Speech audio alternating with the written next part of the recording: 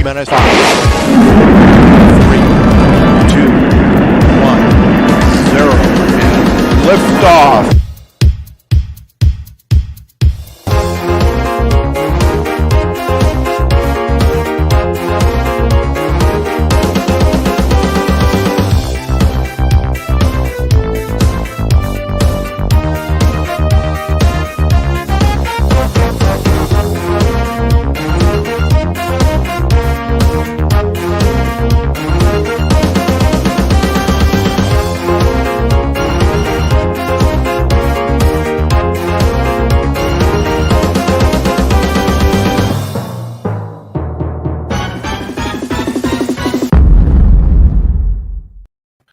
And here we are again, Four Musketeers. As in, welcome to our 1 hour of madness. What's going on here? Everyone's it makes me dizzy. Oh, hang on, that's right. That's better. A quick chat. Sue's in the chat. Right, we have Jade, we have Brian, we have Patrick, we have Jay, we have Laurie, Laurie, Jay, Kim and Jerry, Patrick, Lauren, and Sally. Sally. Oh, Sally. Yeah, hi, Sally. Alan. And Lauren. And right, okay, that's sorted out. Right, so we've got a good show for you tonight. and Kim. Hello, Kim. Look, there's a whopping red clue. And a very big clue. Look behind. It's Mount Admiral. Behind you. So, everyone's had a good week of flying the drones, or not. Anyone been out flying? Mark has been out flying. Oh yeah. I've been out flying. I've been flying. Just put my arms out there. Off I went. Sort of flew across the garden. We're going Tuesday. Yeah. But even if it's not, I'm still going. Give it that banner and drive me around a bit. Anyway, right. We're going to not waste any time tonight. Special guest time. Yeah, So, getting in. Yeah,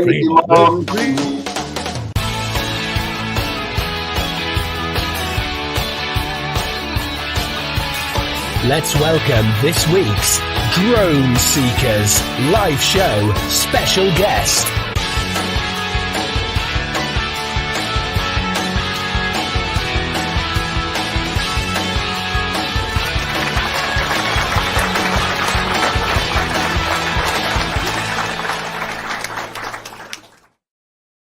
Yes, it's Ian in London. Good evening. Was that intro good enough for you, Ian? It was. I'm a bit mortified though. You got a missing apostrophe in this week's. Am I supposed to say that? No, that's right. I spotted a mistake on your website. It says quite probably. It says, it's supposed to say something about below link, and it just says blow link. Oh, maybe that's not a mistake. Now we know the level of tonight's show. Okay, anyway, let's knock it back up. Yeah. Okay. Hello, everyone. How you doing?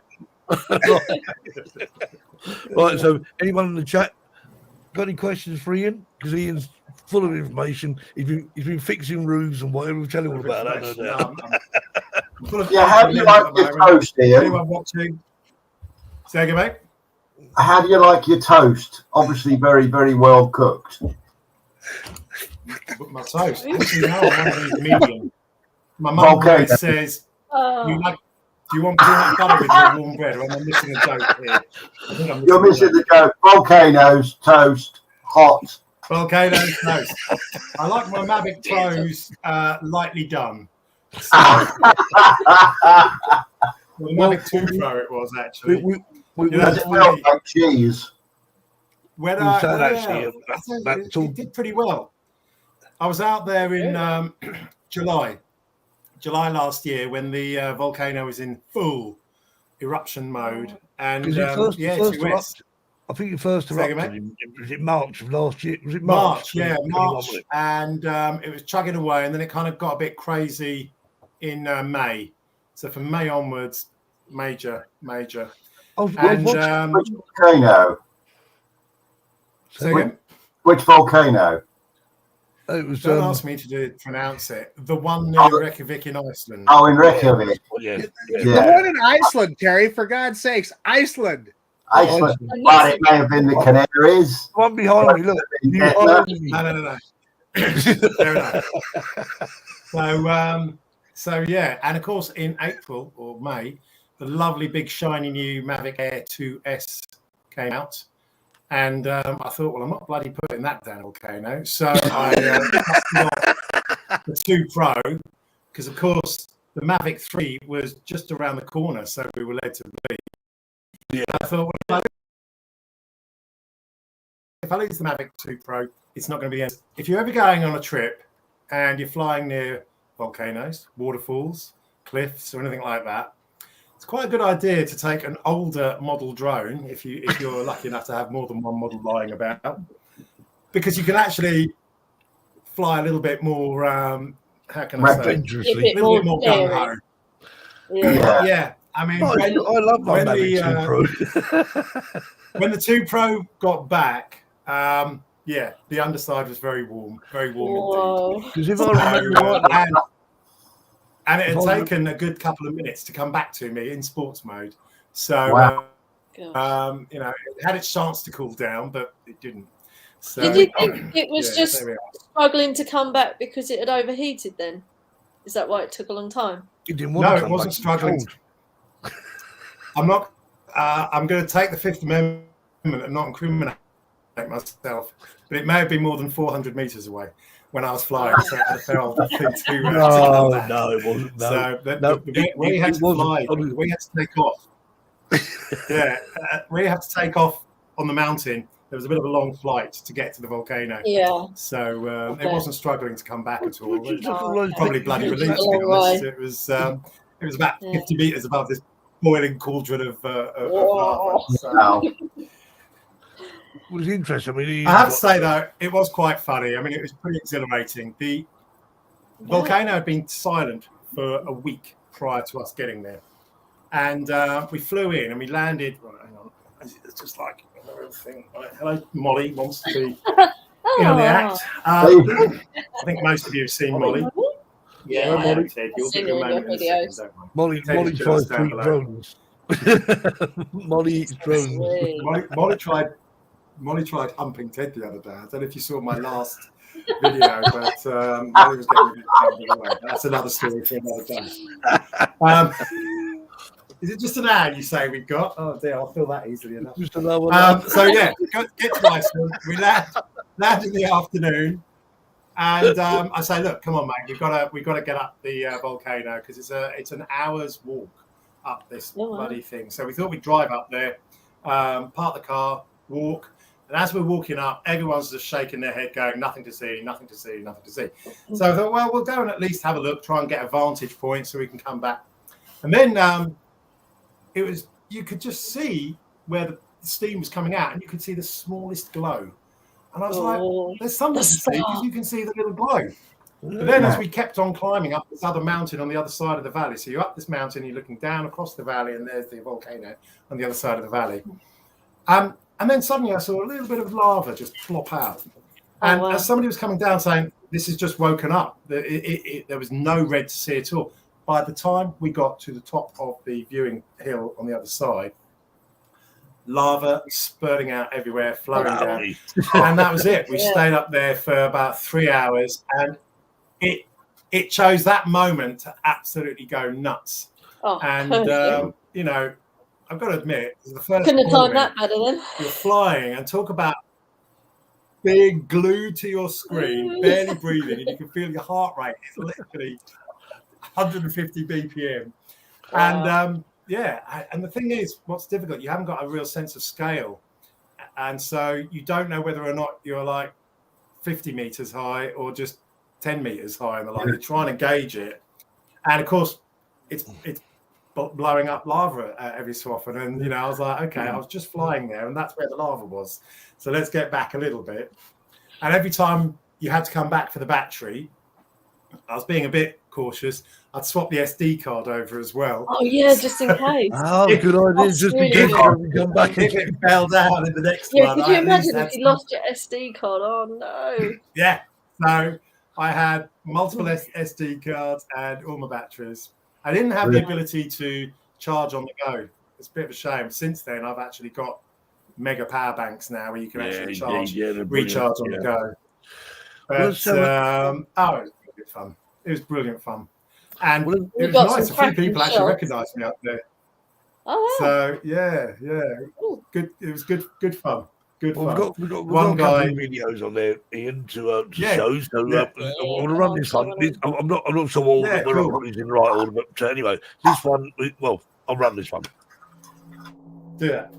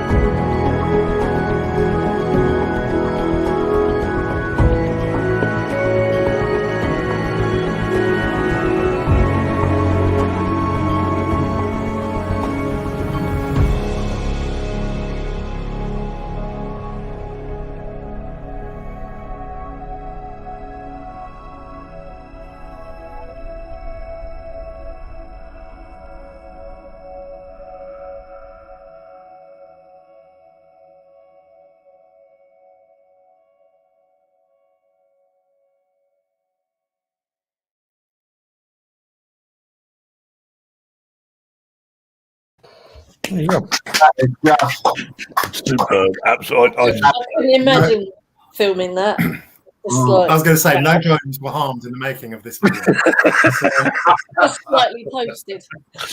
Yeah, it's just slightly different shape than what it was. yeah. So, for those that didn't read the card, I typed a little comment. That was the first video I put out, and so we had gone up to the volcano at 10 p.m. Got up to the actual volcano itself at midnight. Left there finally about 2 a.m. It's an hour and a bit to get back down to the car, and then another hour's drive to Reykjavik. So got into the hotel at 4 a.m. Obviously buzzing like you couldn't I believe. bet, yeah. Like you would be. 10 One, because you filmed that, and secondly, you got your drone back. Yeah. Yeah. And so You're shaking looking at the footage. I literally grabbed some music and tried to grab some nice little shots that kind of the journey to it and the journey away from it.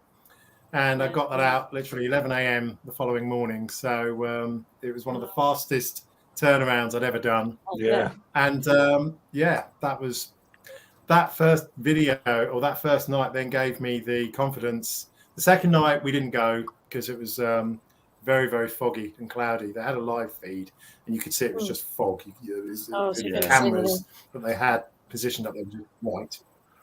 which is kind of good, really. I needed a night off from that madness.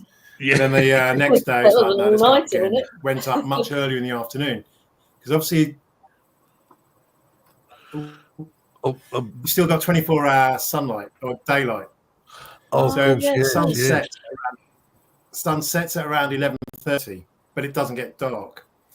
Right. So what I did, we went up much earlier, so the sun was shining down on it to get some different views, because otherwise it's just red lava and black, which is a lot of what you saw there. But going up in the sunshine, you could actually, I managed to fly around so that you could get the sunset, and I was looking through all of the smoke and steam coming out. So you've got the lava, the crater below, all the steam, and the sun setting in the distance. So Have the did the TV companies approach you to use shots or anything? it was a bit the other I way imagine around. they would. So for those that don't know, a lot of that footage ended up on Alexander Armstrong in Iceland on Channel 5 late last year. Oh, And Nice. that was because basically 4 days later, when we were up at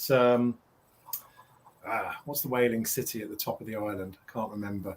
It was in that Eurovision Will Ferrell film the other day, the other year as well. Anyway, it's a whaling city, or whale watching city, I should say, up in the north of the island, and having breakfast. And we see Alexander Armstrong by the coffee machine, and clearly his little production crew just having a bit of a lazy breakfast. So as you do, I sauntered over to Mr. Armstrong, and I said, are you filming some really exciting documentary here? And he was like, yes, I am actually. And you know, he really is a really nice guy. He really is as friendly and friendly as you see him on TV. And he was like that to me straight away. So I went over to the production table, and I just said, this documentary you're filming, have you done any shots on the volcano? And they were like, yeah, we have. We hired a local drone company, and we got some shots. And I just had my phone on to showed him your latest video. And I just said, I bet did your company get any footage like this? And I just showed the phone like that. And literally all 8 of them were just like, oh my God. Yeah. And I remember Alexander Armstrong going, oh my God, he goes, look at that. We certainly didn't get any footage like that, did we? So I actually just said, look, I said, I'm not in any way trying to sell this. I said, I'm actually just mighty proud of the stuff I've taken. I said, so I'm not after any money. I said, but if you do want to use some of this video, I said, here's my card, get in touch with me, and we will. And sure enough, following day, I got the email, and they were like, yes, we've all reviewed. It's gone around, whatever. We would love to use it. They did end up paying me, which was quite nice. But I think I got my leg in the door because I wasn't after any money. And so they were like, okay, actually, this guy really does just want to let us use his video and footage. So that's how it got onto Alexander Armstrong in Iceland. They also used a lot of my glacier footage and some of the iceberg footage I took as well. Oh, wow. So Nice. I had it in all 3. And then Chappie over in USA, Mr. Idaho there, Marcus. I don't know if you heard of Jeff McIntyre. He does documentaries on the ABC network. Jeff McIntyre. Never heard of it. No, that's good. You shot me down in flames there, but don't I'm sorry. No, listen, I don't watch a lot of TV, so I'm sorry. I'd never heard of him, but I looked him up, and by the time you start writing his second name, Google is already springing up multi-award winning TV documentary producer. Blah, blah, blah. That's just the thing, though, isn't it? Is because in the States. And yet he was doing a documentary on climate change and wanted to use some of the volcano footage as well. He'd gone to Iceland, and the volcano had dried up on the week they were there, so he got nothing. You were definitely there at the right time. There's actually, I don't know. Really, right place, right time. Yeah. There's actually a webcam. There's some webcams placed about the volcano. It's more or less. I mean, I don't know if he's doing anything now. It's just all snow. It's just covered in just white. Just finished. So whether the volcano is actually, whether it's doing anything at all, or it's just sitting there. Well, currently the Iceland one has pretty much dried up now. I think September was the last time it was erupting, and there's no sign of it. I mean, it's likely to erupt again because I'm still on all of the groups and I get notifications of little minor earthquakes and the like. Okay. So it's probably going to erupt again, but at the moment it's sleeping. Yeah. Borders, drone seekers. Do we need any kind of permission to fly a drone there? Well, that was quite interesting, really. I did check beforehand, and I asked because they got quite a few marshals, kind of making sure you don't walk on the lava and other stupid things that people like to do to get that selfie. And they were like, no, just go up there, fly, keep away from the helicopters. And you had to admire the laid back regulation there, because there were helicopters there were sightseeing helicopters coming in.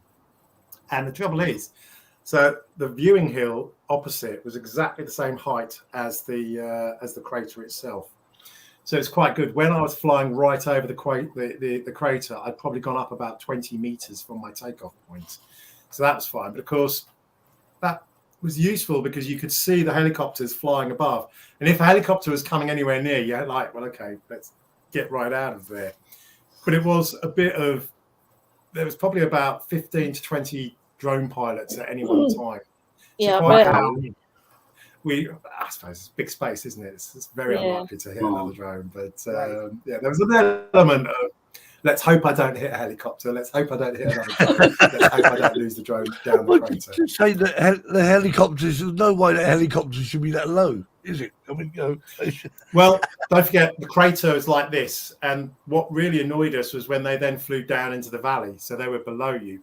Generally, the helicopters were staying above the hilltops. Oh, right. Yeah. And when you say, they shouldn't be that low, well, they're high until they fly over the crater and suddenly they become low, if you like.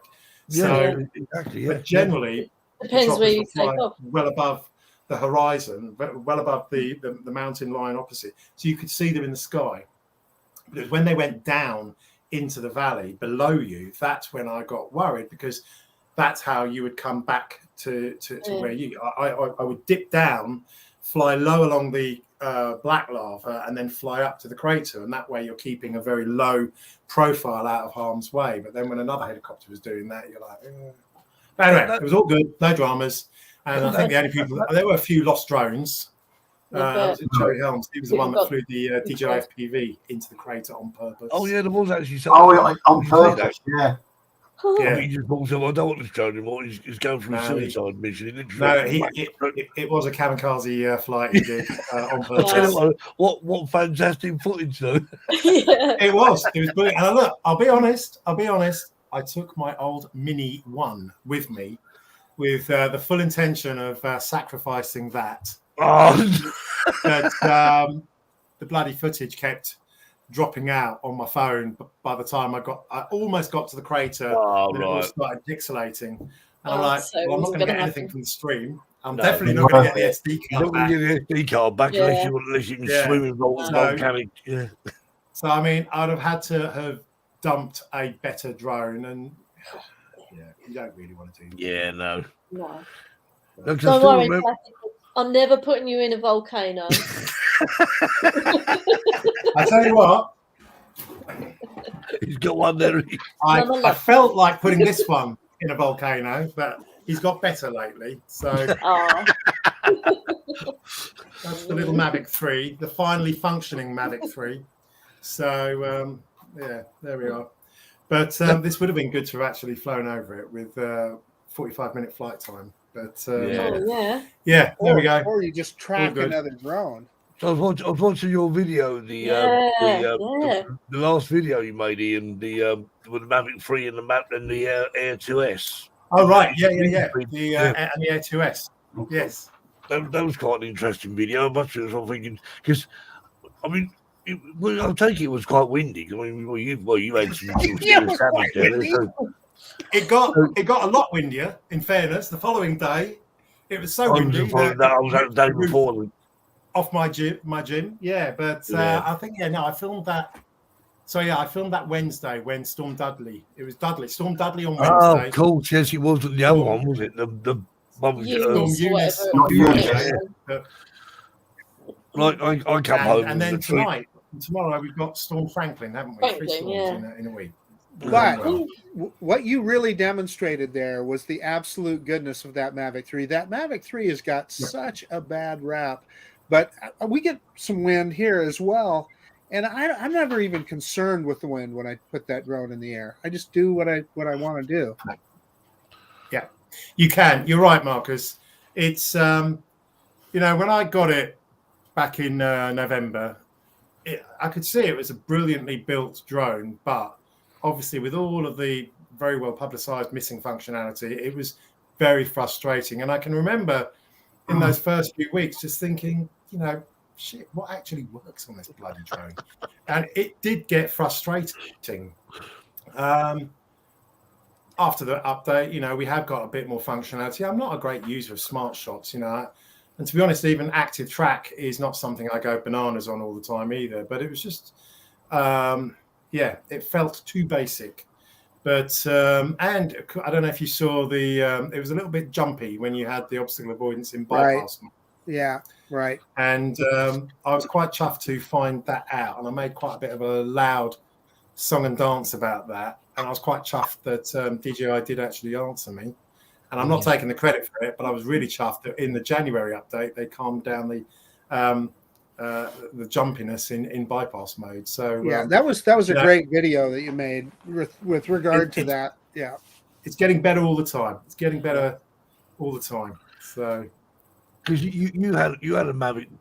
Was it a Mavic Pro that you lost, Ian?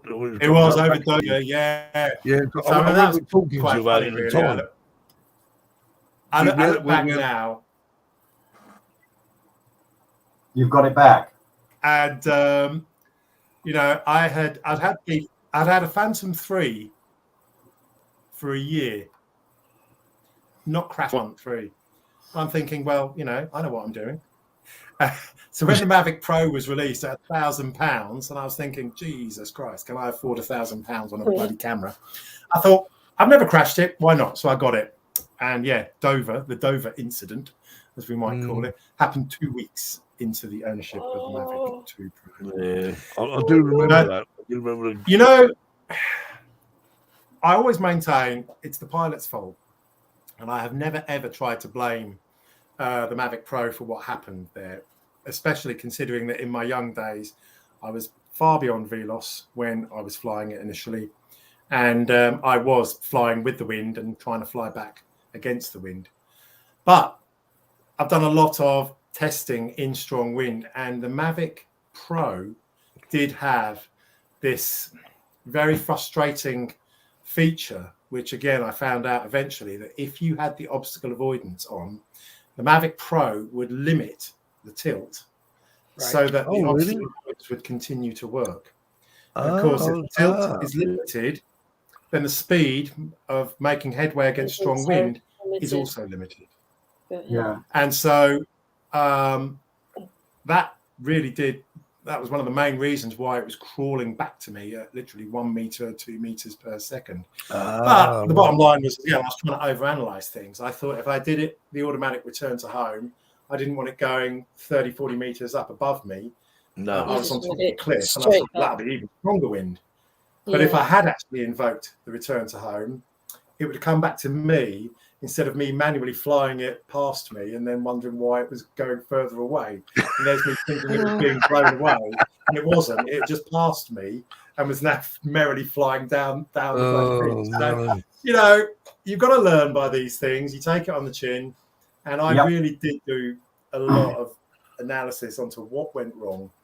And that actually was my first YouTube video. I only made it to help the people out on the DJI forum. Yeah, I do YouTube. It was nothing to me. I thought I'll just do this as a little tutorial so others don't make the same mistake. I've got to admit, Ian, that's your first video that I ever watched. It was me. Yeah, because I remember sort of saying to you, Ian, obviously, how many? What were we talking about? 4 or 5 years ago, I'm guessing. Yeah, it is. I think we're coming up to 2017 or 2016? Yeah, 2017, I think it was. Yeah.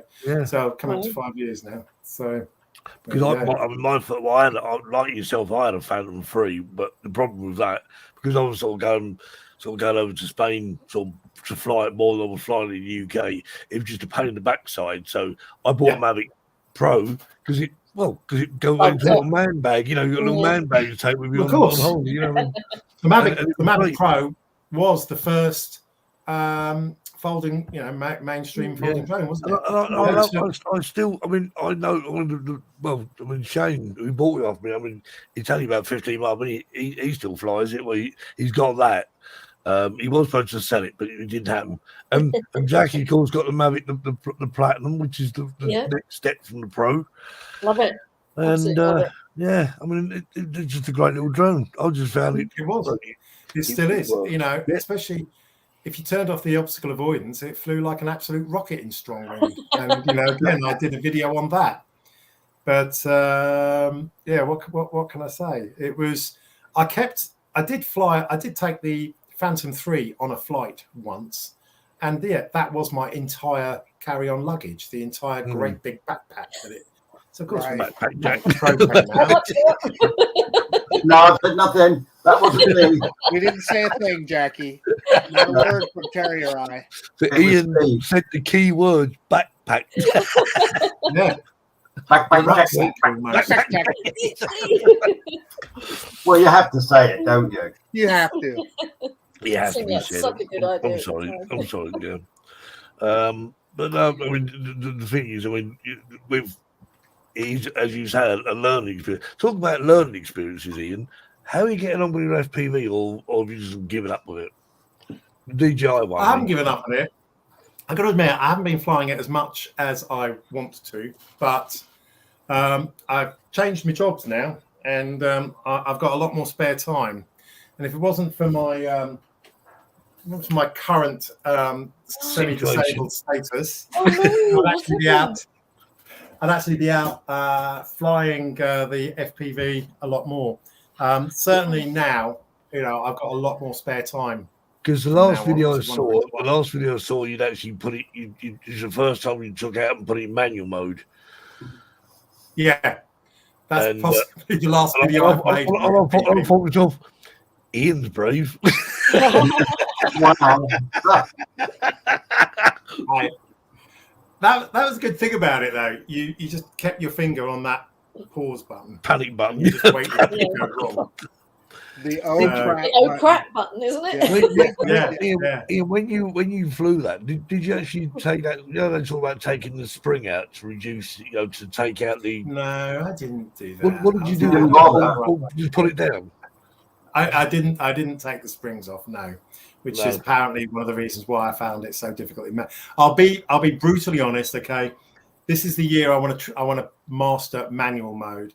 But it's great fun in sports mode. I mean, it's still a bonkers machine in sports mode. I love it. 90 Ks you can get up to, over 55, 60 miles an hour in sports mode. There's a guy we've had on our show not so long ago, Windswept Robert. As you can tell from that, he lives up in Ayrshire somewhere in Scotland. I believe I've seen one of his videos where he did. He put the drone in manual mode, and I thought, because he wanted to see what the speed was like in the wind. I thought, that drone's gone in the water. I know.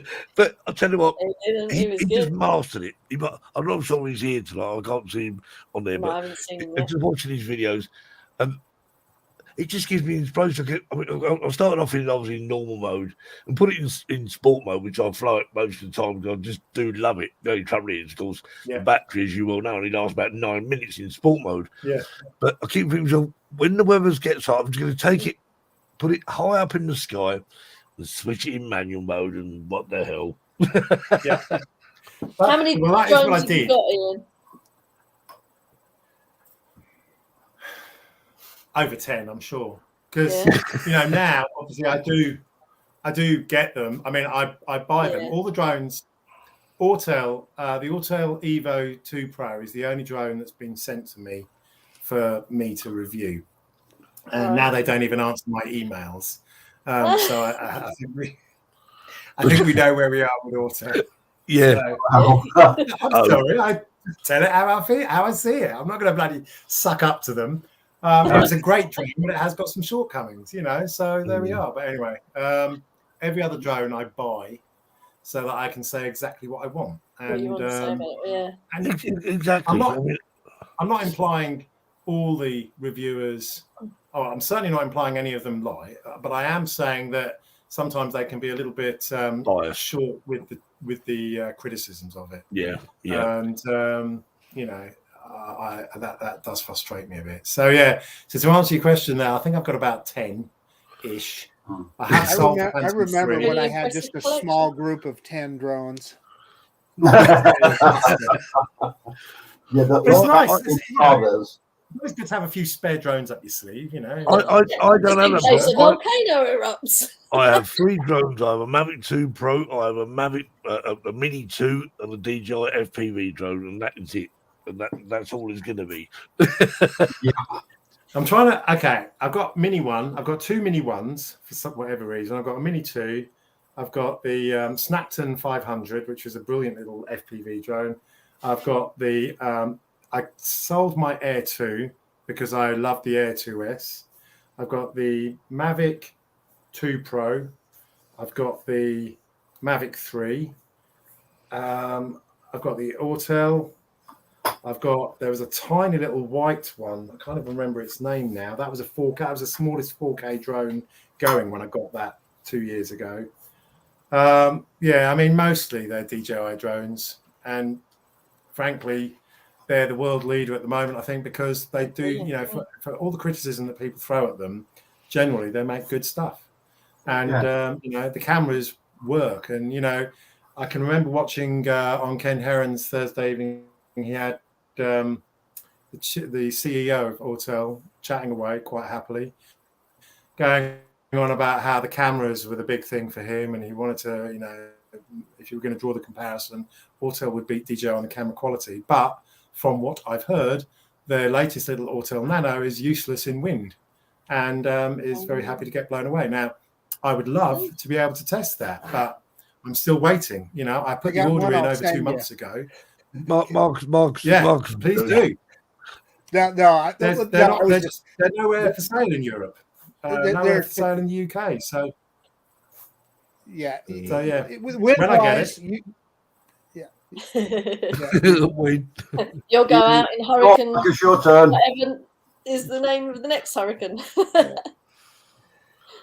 Yeah, no, it's just a drone with a lot of problems. It's got a brilliant camera on it, but as you said, in the wind, it's just ridiculous. It cannot.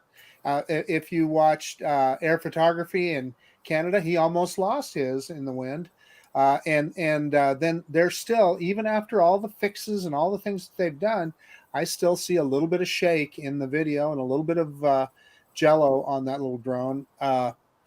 It's just, and the obstacle avoidance, the first one I had was really wonky, and they sent me another one, and it was better, is better obstacle avoidance wise, but there's still a ways to go with that little drone, and it's you know, it's a lot of money. It's almost $1,000 US. So buy an Air 2S. Mini, isn't it?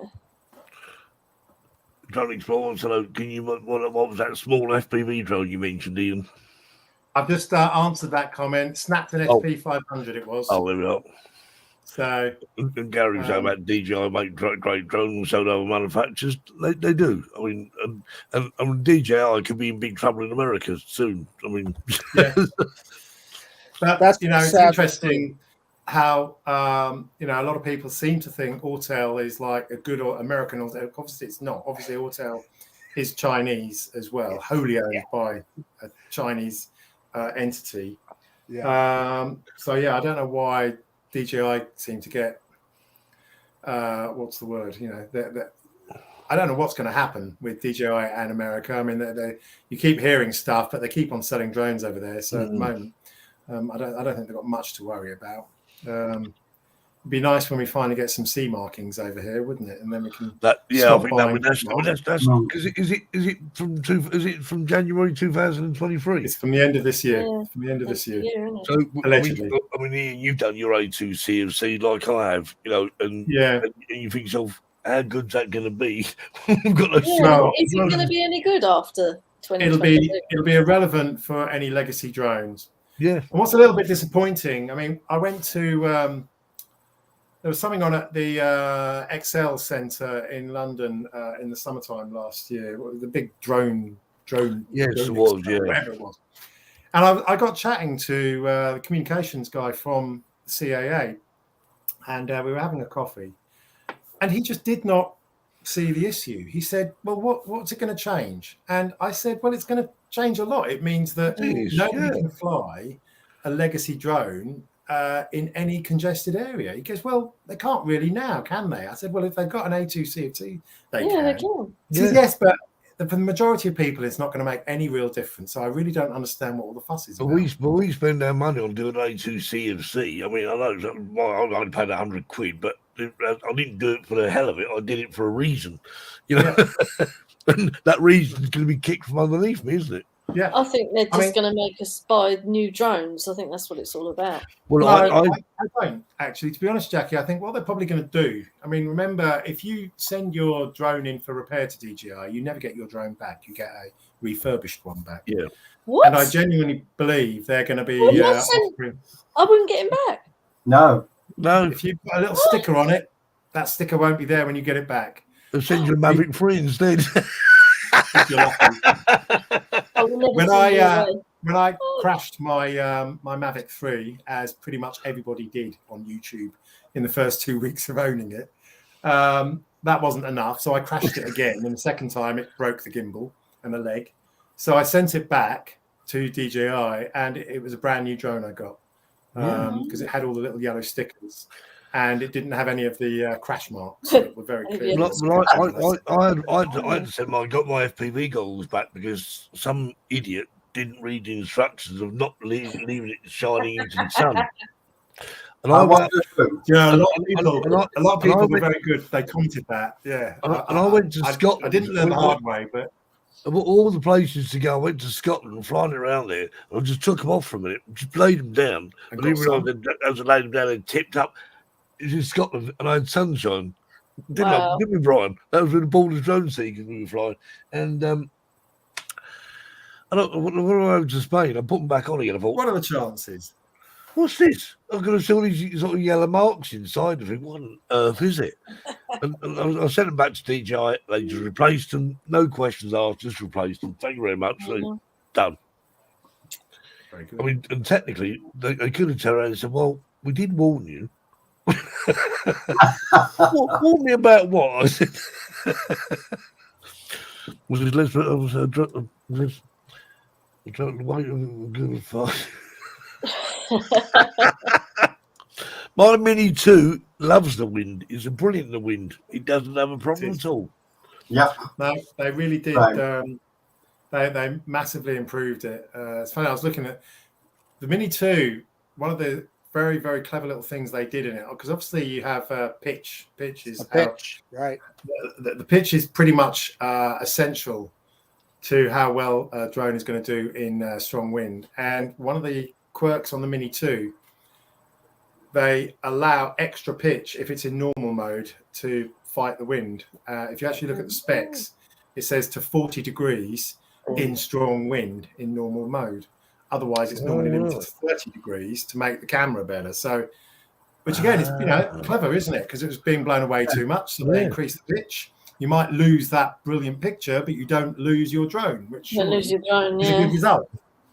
So, Let's have another look at one of your videos, Ian. I'll make sure I don't show the same one twice. What's going on here? The system's gone wrong. Right. talk amongst Okay. yourselves, everybody, whilst the DJ, whilst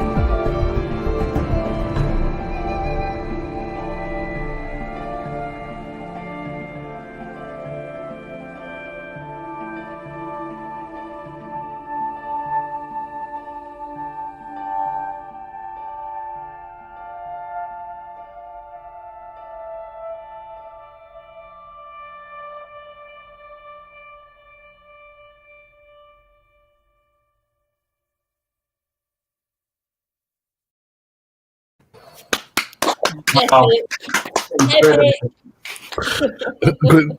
Thanks for jumping in, Gary. Gary's. Oh, sorry, gotta go. Food's arrived. What you got? Chinese, no doubt. So that was day 3. That was the second time up there. So you saw daylight, and because I could see more of the crater, I started doing a bit more experimentation, and that was when I started flying directly over it. It must be that. What you even? I mean, the temperature coming out of that thing. It's so hot. I mean, it looks, I mean, how close? Because was you zoomed in at all, or was it? No, not at all. Nothing was cropped there. That was just a bog standard Mavic 2 Pro. Because it just looks so damn close. Yeah, too close. Yeah. I love the way the lava, where it's sort of crusts over, it all ripples, doesn't it? It's like. But what is quite funny, you guys will know, it's all about the editing, isn't it? So all of those flights were done in sports mode because I wanted to move fast. So you know how to are. Good plan. And what you don't see there are all the jerks, all the when I was submitting the raw footage to the channel, I had to say to them, obviously edit out all the jerks. Yeah. Like I'm telling them to their job. But yeah, you know, you see an eruption of lava and you kind of yank that stick up and you jerk away. I bet it makes you see the smoke coming up and you think, well, hang on, I'm flying right through that smoke that has just come up. You could see the puff of smoke coming up, and literally within 5 seconds you're flying through it, and you think that air has got to be ridiculously hot. There was a few times when the camera completely broke up as well. Again, that's when I was right over it. Sometimes I was losing the video feed, and you were just like, "Oh fuck!" And then did your drone suffer at all? You rise up and you hope the air cools down a bit. But I did put that drone through the ringer. Did it damage it at all? Yeah, I'm amazed the props didn't melt either. I guess they're spinning very fast and. Oh yeah, right. I don't know. No, nothing melted. Underside of the drone, very, very, very warm when I got it back. But I mean, the thing is with batteries. I mean, batteries. They're really careful. I mean, because obviously Terry had a problem. Terry had the Mavic 2 Zoom, and he was flying the damn thing in what was that, 40 and 50 degree weather, ambient. No, about 40 was. 40. That was the damn sight bloody warm of that volcano. The battery just swelled and jumped out. I mean, you'd expect that to happen definitely if you're flying over a volcano, wouldn't you? How long was you flying over that volcano? It's funny, when we were descending on the first night, it actually started massively erupting. And I said that to my friends, I said, well, if I was flying there now, I would have lost that, because there was a lot of unexpected big eruptions of lava that was coming up way above the crater. That would have just grabbed your drone and dragged it back down with it. You're probably better off getting it in profile anyway. Then you can see it coming up and everything, can't you? Exactly. That's it. But then, the trouble with profile is that, for me, I hadn't seen any footage looking directly down, straight down, 90 degrees down. No. Probably because most people aren't as stupid as. But that's just it. If I had gone there with my brand new Mavic 3 or my brand new Air 2S, you wouldn't have got that shot. That all nastied up with this hot lava. I'd have wanted to be a lot more careful. But, the 2 Pro, I'd had it for about 3 years. I'm like, okay, let's hope I don't lose it. And you end up taking slightly more risks, but you end up getting more footage. You get the footage. All the way around Iceland, I ended up using the 2 Pro all the time when I was flying through river gullies, river canyons. There's the Basalt Canyon up on the north of the island. Wherever I was flying over water and down in ravines, of course, it's very hard to gauge. You have to use the screen as an FPV sort of thing there to see when the rocks and cliffs are coming up, and I just kept using the 2 Pro because not because I didn't care, but because I cared slightly less, and so you end up getting better shots. So that's the thing I've really learned. When I do my next trip, big trip again, I'll be taking a decent older drone for the more dangerous. So that brings me to the next question then. So how are you going to top the volcano? What's next? I'm going to struggle. I'm going to be on crutches for the next 3 months because I get my left leg done in 6 weeks' time. So there's one video. I'm not walking on lava. I can't remember what it is, but I did one video, and I was doing it. That's right. I was doing the introduction. Mini Tours just had an update. What is it, and why should you care? And I had the mic on, but I was filming myself with the drone, and then I flick the thing, and the drone pans back. So it's quite a nice, clever little intro. And as it's panning back, my legs, you can see them. They look like I've been a cowboy riding a bloody horse all my life.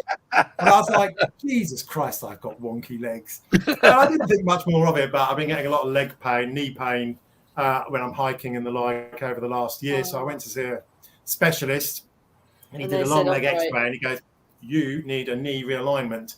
He goes, because if you don't, you'll be getting a knee replacement in the next few years. So I was like, okay. And so, a knee realignment. All I'm going to say is look up osteotomy, spelled osteotomy, and you'll suddenly realise what I'm going through, because basically they cut your bone, change the angle of your knee, and then put in a few titanium plates. I'm full of titanium now. And they tell you to use crutches for 8 weeks, and then they do the other leg. So it's a bit of a crap start of year for me, but but unless if it avoids knee replacements, it's going to be worth it. It'll be worth it. So by the time the summer comes, I've got my new camper van coming. Got a new camper van. So there'll be lots of shots of Scotland. Nice. So you'll get bored of camper van shots by the end of this year. What camper van have as you far got? as overseas trips, I haven't actually got. I've got Malta, I think, in summertime as well. But you should head to Spain. Go to Spain, Ian. Drone seekers meet. Yeah, come down. It's a Fiat Ducato, Yes. and then it's factory converted by Weinsberg or Wiesberg over in Germany. I hired one. So yeah, it's nice.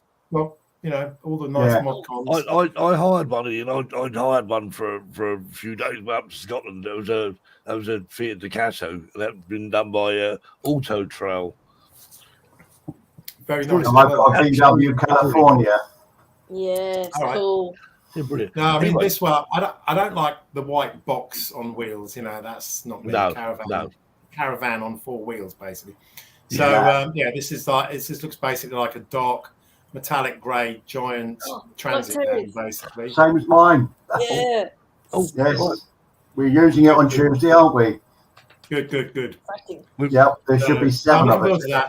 And thankfully, there's been a bit of a delay. I was supposed to get it in March or April, and then they've said, no, you're getting it more June, July. And considering what my legs are doing at the moment, I was a bit sitting at home wishing I was kind of driving my camper van when I've got to bring it to Spain. Bring it over. Bring it over to Spain. Yeah. I plan to. Oh, cool. But sadly, this there was a little incident where we left Europe last year, and it's kind of buggered us up if we want to go for long trips. But with the dogs, You still go for 90 days. That's right. Yeah. Right. Anyway, I thought you were persona non grata. have we actually forgotten something, Terry? No, we haven't. No. We better do it now, then, shall we? And now it's time for Terry's Joke of the Week.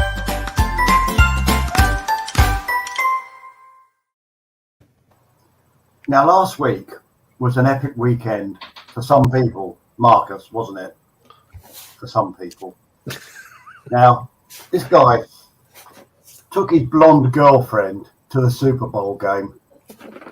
They had great seats right behind the team's bench. After the game, he asked her how much she liked it. Oh, I really liked it, she replied. especially the tight pants, all the big muscles. But I just couldn't understand why they were killing each other over 25 cents. Dumbfounded, her boyfriend asked, "What do you mean?" "Well, they flipped a coin. One team got it, and then they went for the rest of the game. And all they kept screaming was, 'Get the quarterback! Get the quarterback!' I'm like, hello, it's only 25 cents.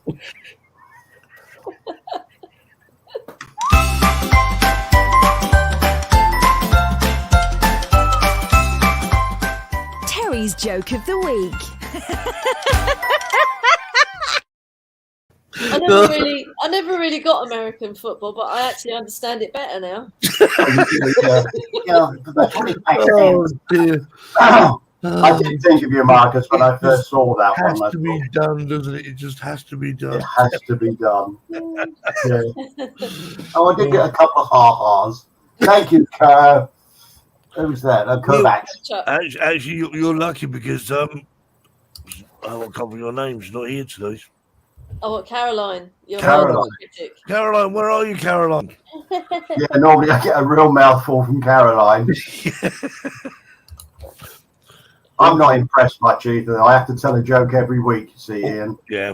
I'm forced into it. It's part, Okay. part of the When do we get your joke? Sorry. Bust it arse, isn't it? Sorry. No. That's quite calm, really. Yeah, what I Still normally get. waiting. We're still waiting. not grab my 20 cents worth now. I don't know. Oh, what's this? Do you buy a Wensburg or a Fiat Ducato? Or what? So, Patrick, just yes, I've got a Wiensberg on a Fiat Ducato, just to answer your question there. So, and yes, it has got a shower. Yes, it's got a loo, and it's got a nice cooker and all of that sort of stuff. Yeah. And the American is saying, "What the hell are these guys talking about?" Yes. Well, they know a VW. Well, hang on, Marcus. Since ordering this, I've been watching. Is it $1 Million Camper Vans or Extreme Campers, or something like that, where you guys just get a standard coach bus, a full size coach. Yeah. And you put slide outs as well. And Cool. there's always a TV on one of the outside luggage compartment doors that swings out, and then a giant barbecue that swings out. And you've always got some little happy housewife who just says, "I do a lot of entertaining, so I needed a big full-size kitchen." And it's just like, look at your nose, man. You've never bloody picked up a saucepan in your life. But it's good fun to watch. Yeah. Well, I'm like a hermit crab with mine. Mine's like a hermit crab. I just put it on my back. It's lovely though, isn't it? I'll tell you what, I loved it. I mean, it was just me and the dog. We just jumped in the camper, but and he had a shower. He had had all the mod cons, and it was great. I mean, I just thought myself, I'd love to buy one, but unfortunately, my price tag, I think it's about price tag about 57K. I think it was. They are. They're not cheap. They're not cheap. cheap. That has to be said. But we, I mean, anyone that is going to think of getting one, what we did was hire one, because you can rent them quite well, and you rent them a couple of times, and you really do quickly pick up. Well, that's good, but that's really annoying, and then we went to I think it was what the works Great for you, Western innit? Camper Van show, and we kind of explored about 100 different camper vans, and finally one ticked every single box, and it's like, yes, that's the one I want. Thank you. Because So, the good thing about it, I mean, I'm guessing it's very similar to one, because if it's a Ducato van conversion, then it's going to be very similar to, if not very same as the one I hired. And it's just the right size, because it's not much more than a van. Do you know what I mean? No, that's one of the things the one we hired was 7.2 meters long, and that was long. That was difficult. Yeah. Parking in the corner of Tesco's and still thinking you're going to get a ticket when you come out. Whereas the one we've gone for is bang on 6 meters. And my estate car is 4.3 meters. So it's it's manageable. I was a bit concerned. I must be when I hired it, and I thought, I've got to drive a single way to Scotland, and I tell you, fuel economy wise, it was just as good as my car. about 30, did about 30, ran about 32, 33 to the gallon, which is pretty impressive for some of that size. I don't remember getting that good, but maybe it's because I was probably exceeding the speed limit a little bit. Well, up the guy to the Cairngorms in one day. So wow. Well, the guy said to me, he said, "Oh, you can drive 70 miles an hour." And I said, "I don't think you can." He said, "Yeah, you can because it's class." And I said, "No. If you look up," I said, "You of all people should know the rules because you're telling your people who hire it." We're digressing a bit, especially for young Marcus in Idaho. But in a nutshell, it depends on if it's clearly a camper van, you can go 70. If it's a converted van without windows and apparently, irrespective of what it says on the registration document, if it looks like a camper van because it's got windows and fixed beds, then it's a camper van and can go 70 miles an hour. But either way, I was doing more than that. And on that note, I probably incriminated myself enough tonight. More than likely. It doesn't matter. We don't care. Do we? So Ian, just in case you didn't know, Terry is an ex-copper. That's right. They're the worst and the best. So, Why? What's worse about them? What's worse about them? It's all right though, because I've been in a car with him when he's gone round a roundabout the wrong way. So, and driven down a cycle path. yeah, that was brilliant. but the sat nav told me to. Yep, something like that. Guess who was reading the sat nav? Hey, mate, it's no different when you lose a drone over the White Cliffs of Dover. Whoever's driving, it's his fault. That's Simple right. as that. I'm going with that. Well, That's brilliant. It's very I disagree with you there, but anyway. It's a bit like, so my mum, bless her, when she's passing, when I'm driving her around, she's 4'10", bless her, she's a tiny little woman, and she always says, "It's clear my side, clear my side." And I look, and sometimes it's not. And I'm like, "It's not clear." "Oh, if you'd gone fast, you would have made it." You know. And I'm like, you should have got what I you can just said. imagine. Well, Yes, officer, exactly. Yeah. well, officer, my mum said it was okay to pull out. Yeah, you know, that's exactly. just not Not going going to argue work, with your is it? mum, are you? Yeah. That's it. Heard it all before. Sorry. Heard it all before. Exactly. Yeah. Sorry. So the No- driver is the No one who- surprises. No surprises at all. It's true, though, isn't it? People actually, people don't. All right. Yeah, it's We've good veered to off fight. course a bit. Drone Explore Mini 3. What do we think? Mini 3. When's it out?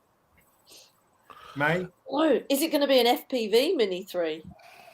No, that'll be an That's good. FPV 2, not a Mini 3. See, So- I don't think they'll bring another FPV drone out personally. No, I reckon don't. There'll be a little one because it was too big and ugly and heavy, wasn't it? And too expensive. I reckon they'll bring out a smaller one. Yeah, maybe. Smaller one out. I suppose. it But depends Mini 3, yeah. April. I reckon. Geez, that wind. Just in time for my birthday, if anyone wants to, on- yeah. Yeah, I mean, Give me Craig's phone number, Jackie. I'll call him. Okay. what's more the case? I mean, what feature is the Mini 3 going to have? Well, rightly or wrongly, a lot of people still keep going on about wanting active track. I'm not really sure why you want that on such a tiny little drone, but there we go. Everyone.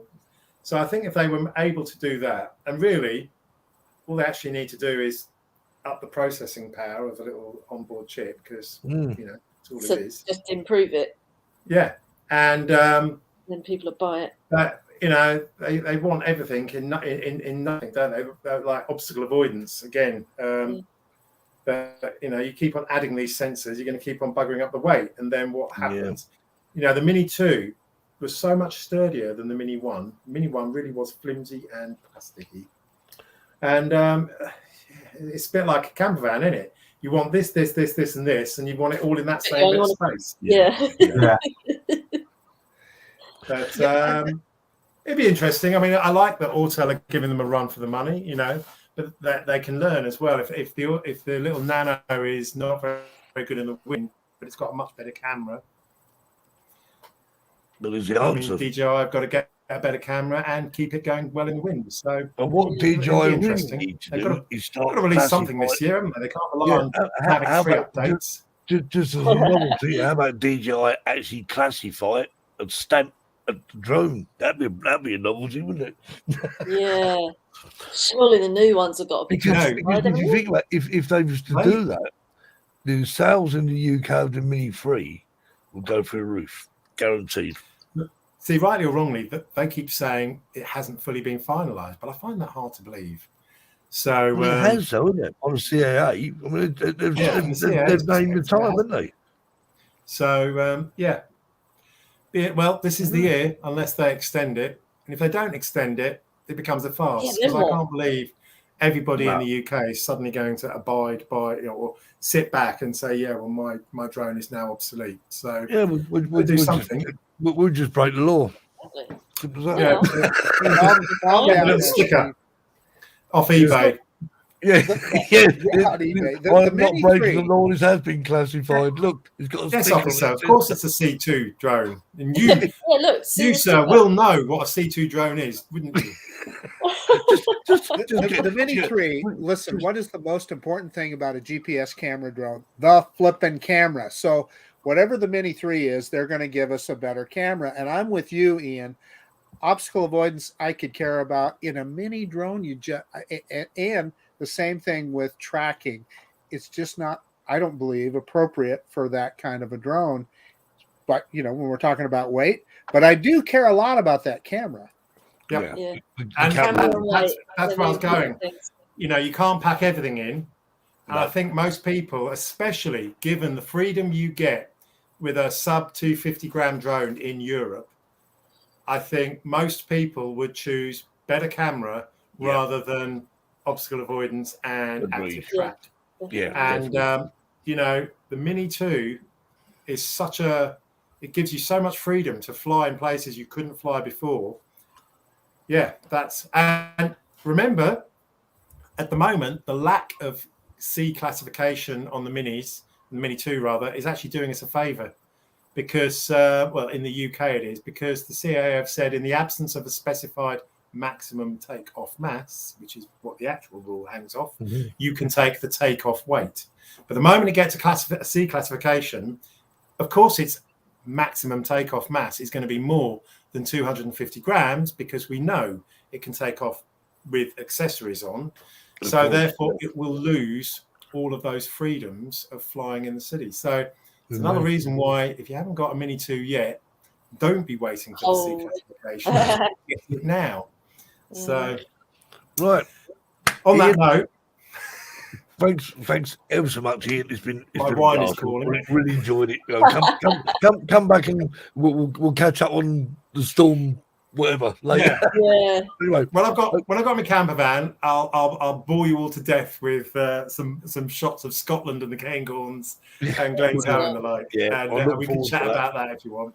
Hope We'll you be let watching, it Ian. well yeah, soon. and I hope the other op goes well. And Thank you. Let's Yeah. keep it up, and, as I say, and thanks ever so much. And we'll catch up with you Pleasure. again sometime. And for everyone watching, thanks very much. And if you haven't watched it, Tanya, Yeah, catch up. watch it on catch up. It's So, epic. and we'll catch you next week. Stay safe, fly safe, blah blah blah.